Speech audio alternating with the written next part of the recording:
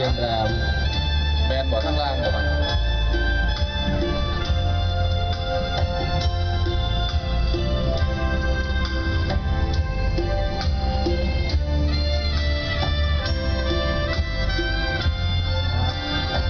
ขับรถสองแถวส่งแอวเรียนรามปีนี้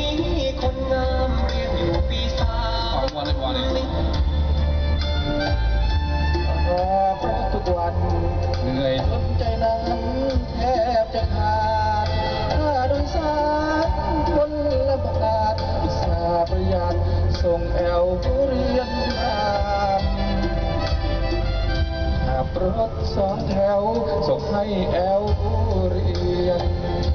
แล้วก็มันเพียนไปเรียนรอบคำจุกส่งยุคยินบ้านประจำรักกันไม่เคยเกินลำเร็จจากความระวังแต่งกันก็ขึ้นปีสี่ย้ายมาเปลี่ยนแปลงแล้วไปนั่งรถมัดสแตนติดแอร์สีแดงรับส่งทุกวันเป็นลูกเศรษฐีห้อยกระบี่นาย103 ผ่านแฟนใหม่ยังมีหลักฐานสองแถวโดยสารแถวเลยไม่มองเดี๋ยวนี้สองแถวขาดแอวนั่งเคียงเหลือไว้แต่เพียง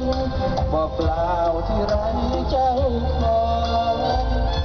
สองแถวมันจนหน้ามนแอวเลยไม่มองขับรถหัวใจลอยล่องต้องล็อกประตูเข้าอู่ร้องไห้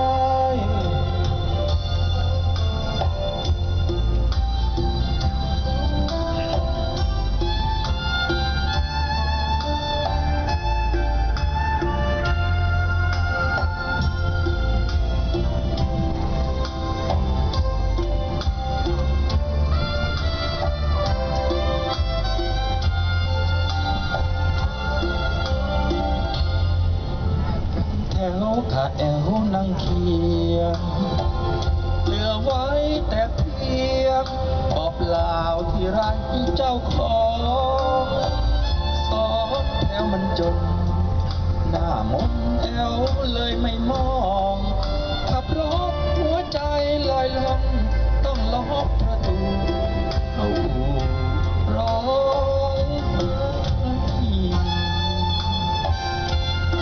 เสียงก็เริ่มแหบแห้งนะครับยังไงก็ต้องสู้ให้ถึงนะครับจุดหมายบ้านเก่านะครับลำบากก็พิงเชือกไปเรื่อยนะครับมวยยก 4 ยก 5